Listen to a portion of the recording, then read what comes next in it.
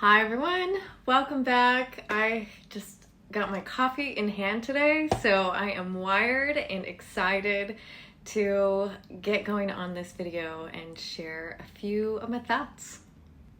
Alright, so today we're going to talk about words to eliminate from your language and why. And before I get started, hello everyone, my name is Asha. This is my YouTube channel, but I am an interior designer. I own a company called Studio Asha where I help female entrepreneurs and business women elevate themselves and space through intentional interior design.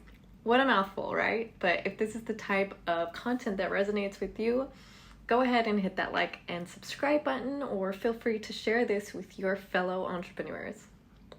Okay, so the first and maybe the most important word to rewire in your vocabulary, in your mind, in your thoughts is the word try. T-R-Y, try.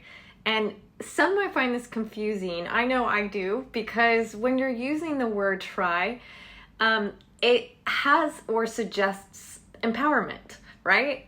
I'm trying to be better at growing my business. I'm trying to make more money. I'm trying to get more clients. I'm trying to eat well. I'm trying to do this thing, right? Well, try, it introduces the possibility of not succeeding. Do you see how that might not be the most empowering? It creates uncertainty, and there's this predictability that something that you're saying might not happen. And there's a little bit of indecisiveness in that plays into that word. So it's either you're doing or you're not doing. So if you replace try with either I am doing or I am doing it, you'll sense a clear shift in your body, a grounded energy, and your body resonates with definite choices. So instead of saying I'm trying to do this, confidently state I am doing it. And whatever the outcome, there's no trying, there is only doing. Okay, so moving on to the next phrases or statements of like, I have to, I need to, or I must. When we're living our lives based off of our past stories or societal expectations of us, which is very often we're running off of subconscious beliefs, who we need to be, who we have to be, this can be very limiting, especially for women who often feel constant pressure to conform. And this pressure, it's driven by a sense of obligation rather than this genuine desire, and it stifles our creative potential, which is not what we want, especially when we're running our business, right? The energy of I have to, I need to, I must, it's kind of in the energy of desperation, and it carries a very low frequency. It feels like if you don't comply to something bad's going to happen, which is fear-based. So it creates a sense of pressure, and it lacks expansion in our spirit. So instead of saying, I have to, try expressing it as I have decided to, or I feel called to, or I get to. And notice again how your body responds. By honoring yourself and doing what you genuinely feel called to, you break free from constricting pressure, and it braces a more authentic path. So next we're going to talk about using the words always and never. When we use these words, this is a language that's often generalizing information, which can be effective at times, but may also impact the body-mind negatively. For instance, saying things like, this is always happening to me, or this could never happen to me. It generalizes an experience, or it reflects a limited belief about future possibilities. And we're putting those future possibilities out there without even considering new information. So to avoid this, we can remove words like always and never, lightening the weight of our statements, to lighten the weight of our statements. For example, if you're raising your service prices in your business and you say, no one will pay that price, they'll never pay that price, all my clients will leave, it feels very overwhelming, it feels very heavy. But by replacing these words with a more open and realistic perspective, you allow yourself to feel new emotions and perceive the situation differently, becoming the author of your own reality. So instead of saying, no one.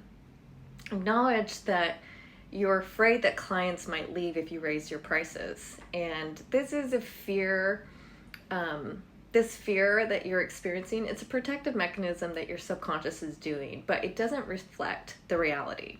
Replacing it with more empowering beliefs, such as understanding that if you raise your prices, some of your clients may not be able to afford a new price. However, you can offer solutions like alternative services that fit within their budget, or you can refer them to other professionals within their budget. And this shift of language feels lighter and allows for a more positive experience. So changing always or never to honor and realizing your true feelings that might be fearful, and then acknowledge those fears. It enables you to dissolve those limiting beliefs and then take proactive steps. So if you're interested in diving deeper into this, I did another video about mindset transformation, and I will put a link above to that video for you where you can start working on their thought work. Let's talk about the word but, B-U-T, not your booty and your behind, but. We often use this word but as a placeholder for lots of things. For instance, I want to make money, but I don't know how. And using the word but diminishes the power of the first statement, leaving us to focus on uncertainty or not knowing how. So by replacing but with and, the statement becomes, I want to make money and I don't know how. This rephrases and this rephrasing, it empowers both statements. And so instead of letting the limiting belief or statement take precedence, we acknowledge both desires and both challenges. You want to make money and you don't know how. So this shifts, the shift from but to and, it opens up the doors to finding solutions and actively working towards what you want to accomplish in your life and in your business. The last word in today's video is I can't. And I can't tell you how many times I catch myself using this word or this phrase. And if you choose I can't and change it to I'm choosing not to, this is putting the power back into your possession and giving you a choice. I can't make money, there's just no way. Or I am choosing not to make money because quite frankly, there are lots of ways you could probably try and make money. So this is a choice. And to wrap up kind of this video, choose to be more empowered in your life by having more empowering thoughts and using more empowering words and deciding to switch from all these words that carry with them a negative, maybe low frequency or, a limiting belief to more empowering thoughts so that you can continue being the badass that you are and showing up in your life and your business. And replacing the phrases I can't with I'm choosing not to. This shifts and restores the power back into your control.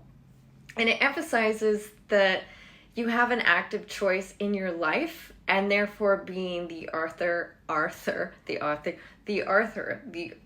writer of your own reality.